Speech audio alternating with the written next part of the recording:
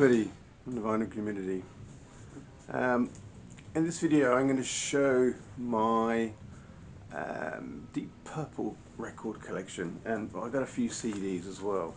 Now my collection is by no means complete, and it's not, I mean it's basically stuff that I've sort of picked up along the way through the years, and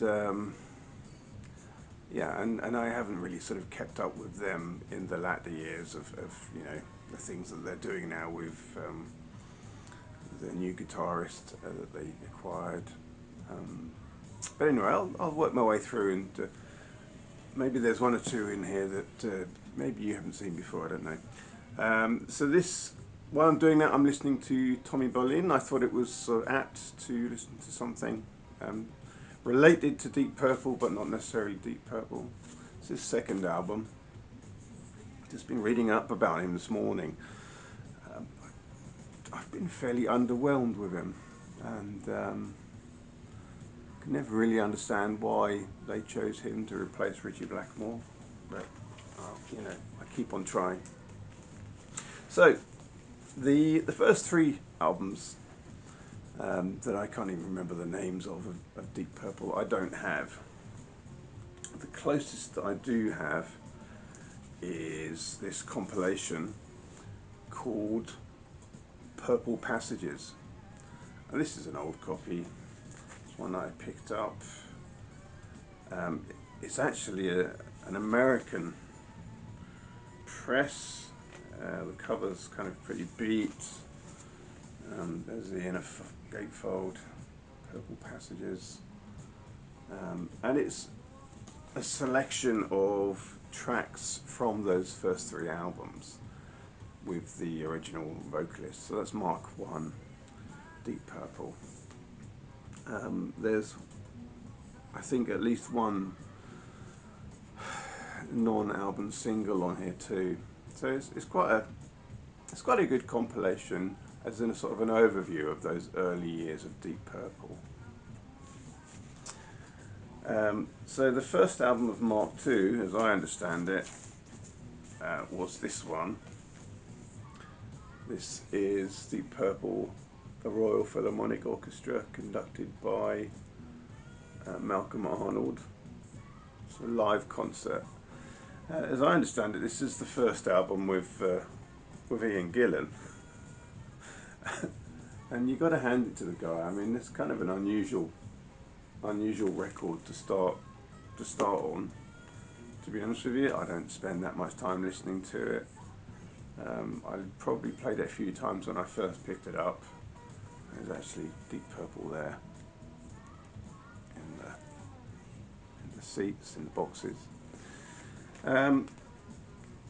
Yeah, I mean it's I think it's fair to say it's like a John Lord kind of idea, and how successful it is, I don't know.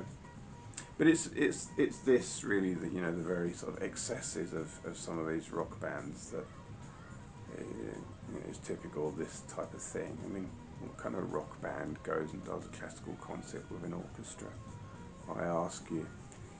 But anyway, so that's the first album with Ian Gillan on it, and I'm going to show. I've got two copies of this, but I'm going to show you the nicer one of the two, I think. So this is a lovely UK first press.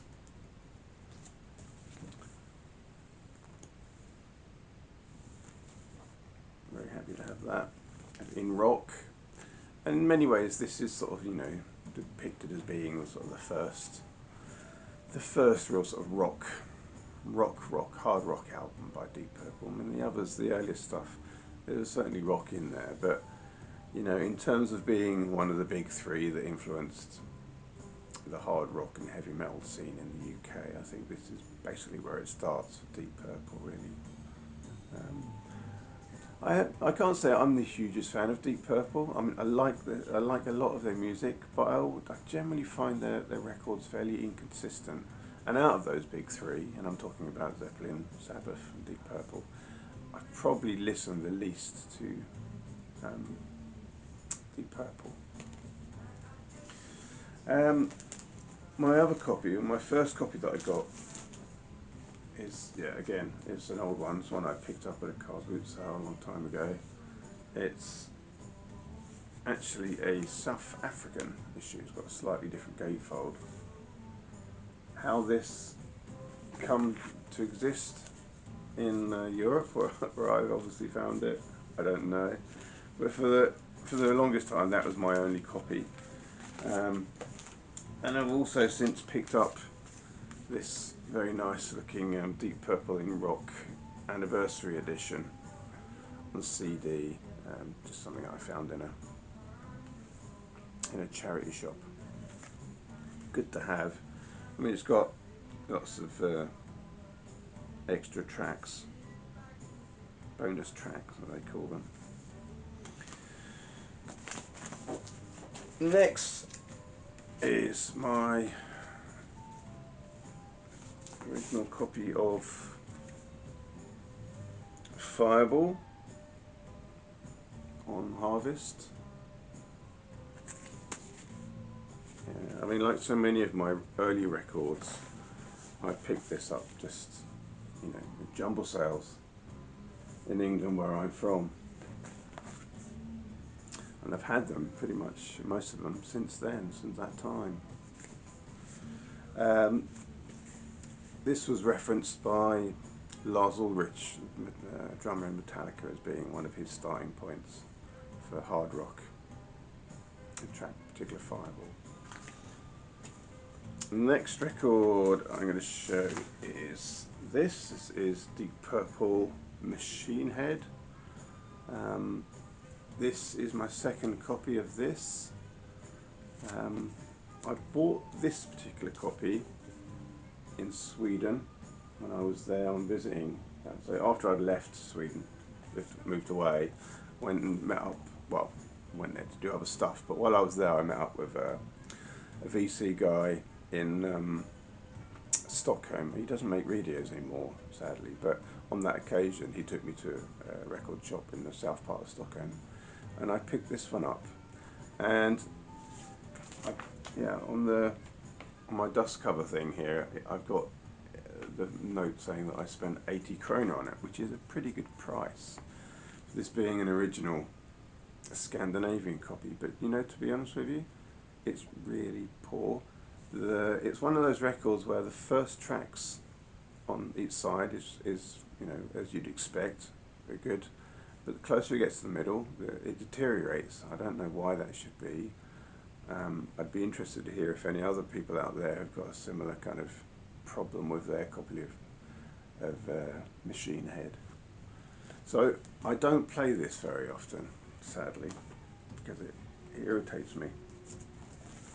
I do, however, play this one. So this is a picture disc of Machine Head.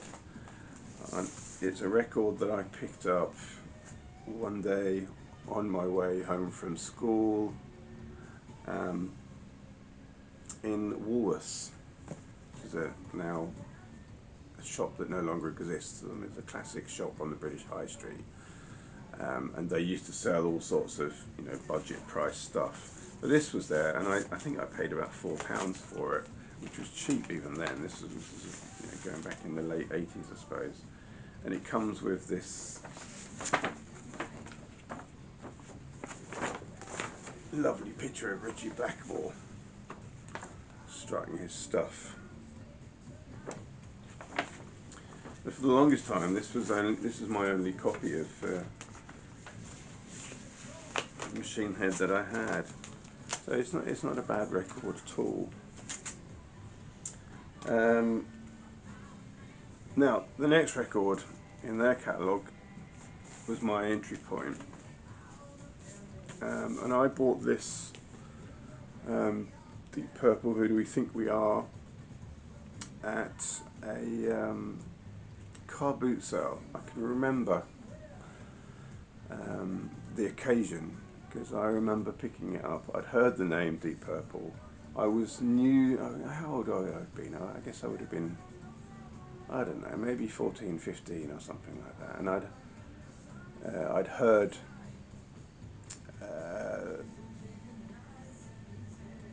yeah, they were a hard rock band, and a band that perhaps should be someone I paid attention to.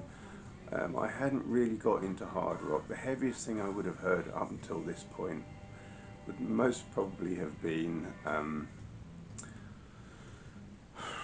don't know, live tracks by Duran Duran with Andy Taylor playing sort of wild and raucously on stage. But aside from that, I hadn't really been exposed to much hard rock. And I mean, this is already quite old by the time I was sort of, I picked it up. But I do remember picking it up with trepidation and walking home through, I live sort of rurally in England where I grew up. I'm walking through the forest reading the things on the gatefold, thinking, oh dear, what have I done? What have I picked up here? You know, I thought I was going to get home and it was going to convert me to worshipping the devil or something like that when I got back. Of course it didn't. I was actually quite impressed. I really liked the tone of the record. I liked the sound quality on my stereo at the time, and it is to this day, I think, my favourite Deep Purple album of that Mark II version. So that is Who Do We Think We Are? I perhaps jumped ahead a little bit early, and I missed this because this came out, I think, before Who Do We Think We Are. This is the double live Made in Japan. Easily one of the best rock live double sets ever released. I mean, I put this up there together with, for me, it's in the leagues of Who Live at Leeds and real sort of important rock albums. It really does capture a brilliant live sound. It's true stereo as opposed to sort of made up stereo, and I think it really showcases the band beautifully. Warts and all. You get to hear some of the genius of the individual members sort of really shining through on this record.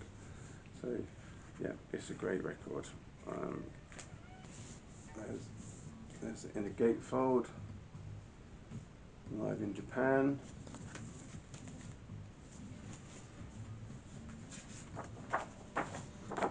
Comes with a nice little lyrics insert there. And I also have this on live on CD a friend of mine gave me. Now, I'll tell you a quirky little interesting fact about these two things, how I use these. I've got a Technics turntable. It's an old one, the type that was sort of designed to be used by disc jockeys, and it's got a thing on it where you can change the resolution speed, and of course over time it gets knocked or whatever, and if ever I start to feel like, oh, it needs readjusting, what I'll do is I'll play this on my CD player, and there's a sort of points in the guitar solos of Ritchie Blackmore where he sustains a particular note, and goes, "Ooh," and I'll find it on my record on the turntable and check that it's the same pitch as it is on the CD, and if it's not, I can adjust the speed, make it faster or slower until it matches perfectly, and then I know, well, exactly, now my record player is turning the speed that it should do. Interesting fact there. So anyway, that was the end of the Mark II version of Deep Purple. Come Mark III. David, I mean, there's lots of documentation out there you can go and find out for yourself, but eventually David Coverdale takes over because Ian Gillan's no longer the vocalist, and they bring in David Coverdale. He was pretty much an unknown at the time, and they also bring in Glenn Hughes on bass guitar, and Glenn Hughes is a pretty decent vocalist, and he lends a hand to the vocals. This is the first album by that particular lineup called Burn. Another one that I would have picked up, from a car boot sale. It's the time when people didn't want records, nobody was interested in keeping them. So I mean, I've got pretty much originals in one shape or another.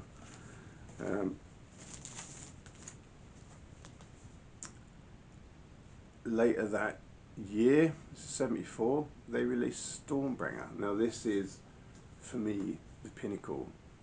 I really like this record because it's very funky. It's there's still that Mark III lineup. Glenn Hughes, David Coverdale. They really do a fantastic job together. And apparently Ritchie Blackmore really didn't like it, but he played ball. I mean, you know, give him his due. He played along and he did a fantastic job. This is one of my favourite rock records. I really like it. There you go. So that's Stormbringer. Oh, I forgot to show. I've also got Burn on CD. And then after that, Ritchie Blackmore left because he was so unhappy. He didn't like it. He went off and formed Rainbow, which is good. You know, it's really brilliant because we got more of the same, but more of a certain direction of Deep Purple, and the rest of Deep Purple stayed playing. And this is the album where they bring in Tommy Bolin.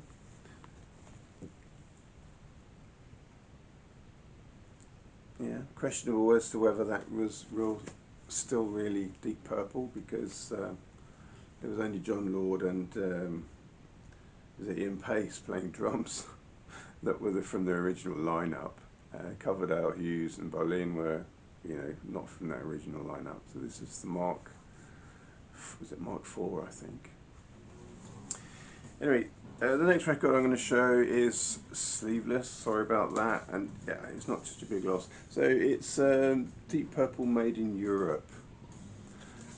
It's sort of a live album released with that Mark III lineup, or Mark IV, I guess. I can't tell. I might write it here which one it was. And this is like a cheap reissue anyway, so I've looked online and the cover that went with this looks like this. Not particularly very attractive. Love to get you know, an original copy of this live album, although I will say as a live album I find it underwhelming. It's only 4 tracks. You know, why they didn't make a you know, a better job of it and release a double vinyl like Made in Europe, for instance. That would have been really good. I would have liked to have heard a lot more sort of the funky music that came on Stormbringer, for instance, on there. So yeah, after that there was this, you know, they basically disbanded and stopped being a band. David Coverdale went off and formed Whitesnake. We've got loads of Whitesnake records. And so I'm going to show you some of the releases that came in between. So this is Powerhouse.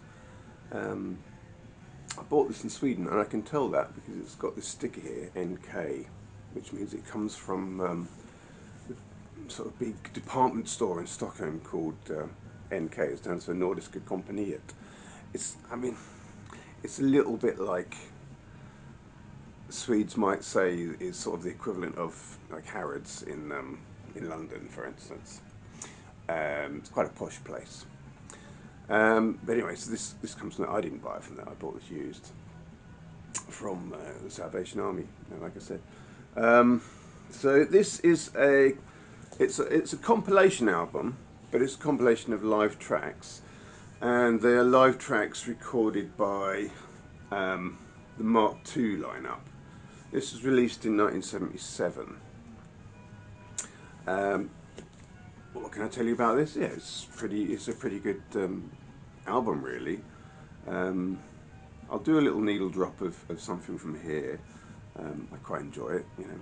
Here you go.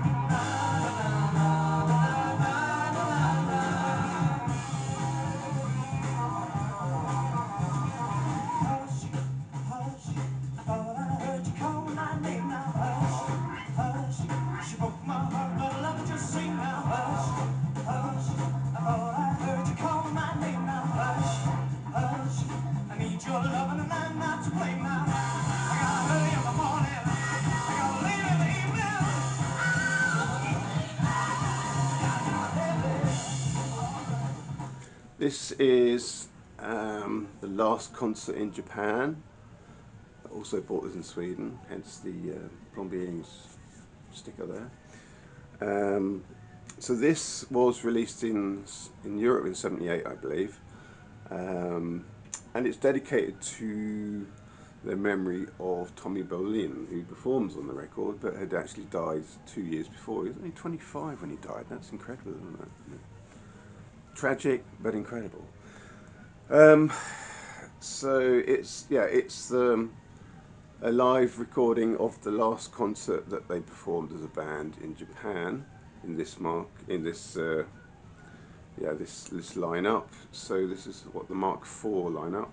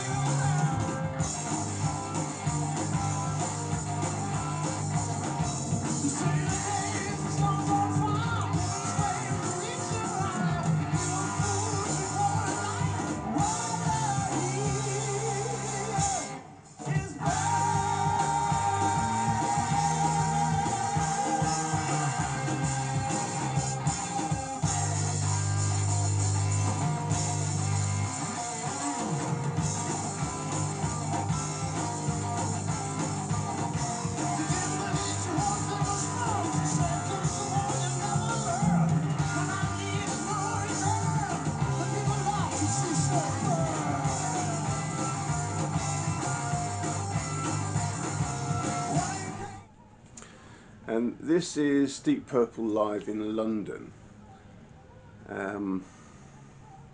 So this was, if I understand it, was released in 1982. It's a recording of a concert from 1974, and it's actually the Mark III lineup in this concert. So that is before Ritchie Blackmore left and was replaced by Tommy Bolin.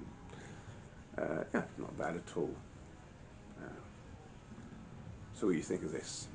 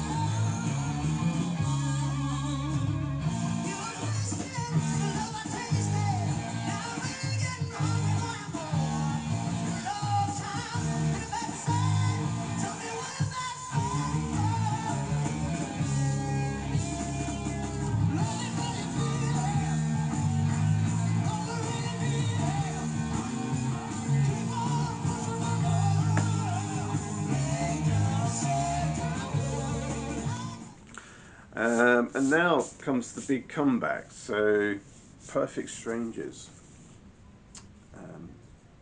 Yeah, I still hadn't really gotten into hard rock or heavy metal or anything by this time. This is '84, and yeah, I mean it was. It must have been a huge thing. People must have been, particularly music fans, I suppose. Men on the street probably didn't give a crap. They were joining back together again, but music fans, it must have been a huge thing. Like, oh wow, Deep Purple are getting back together.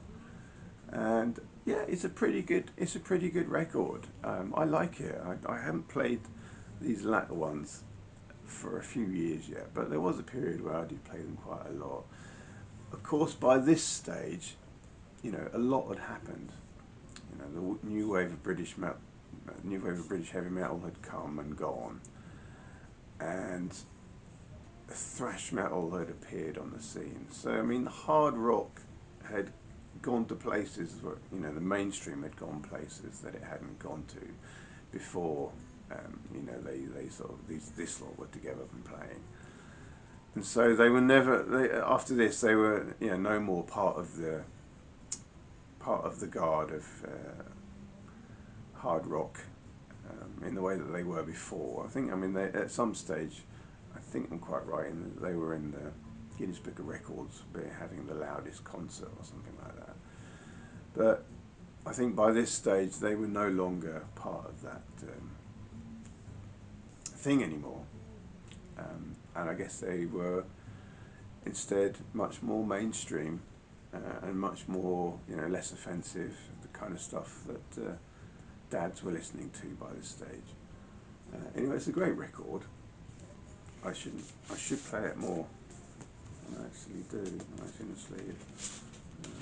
It's on Polydor. Then came The House of Blue Light, which again, it pretty much follows suit. It's I think in a lot of ways these albums at this time in the 80s, they followed the formula. You know, there were tinges of you know, that neoclassical style that Jon Lord and Ritchie Blackmore did between them, and they made, you know, as far as I'm concerned, radio friendly songs that didn't offend anybody, didn't really set your pulse on fire or anything like that, but it was good stuff. I don't think this one sold quite as well. Maybe the novelty of them getting back together had gone over by then. But then I remember, so I started getting into heavy metal in the late 90s, early 90s. I always remember going home to a friend of mine. I moved to Portsmouth, studying there, made a new friend, and I went back to his digs, and he played me a 7-inch single of Motorhead, and it was Killed by Death, I think, and the B-side, particularly the B-side, you know, just blew my mind. It was what was it? Under the Knife, and today that's still one of my favourite Motorhead songs, but there was a kind of heavy charge to it that I'd never experienced before. And so this was roughly when, you know, this started coming out. This was released in 1990, I think, and yeah, it wasn't in that league of that kind of hit really hard or heavy or anything like that. Again, it's still that same formula that had been happening in the last two albums. But of course, by now they've got Joe Lynn Turner, and I know Joe Lynn Turner from, because when I was getting into Yngwie Malmsteen, Joe Lynn Turner sang on some of Yngwie Malmsteen's music, so that was a name that I knew, and it was interesting to see how, you know, he got scooped up. I think he'd also played in Rainbow, hadn't he, really? But yeah, so that's that record. The last three remaining records I'm going to show now are compilations. 24 Karat Purple.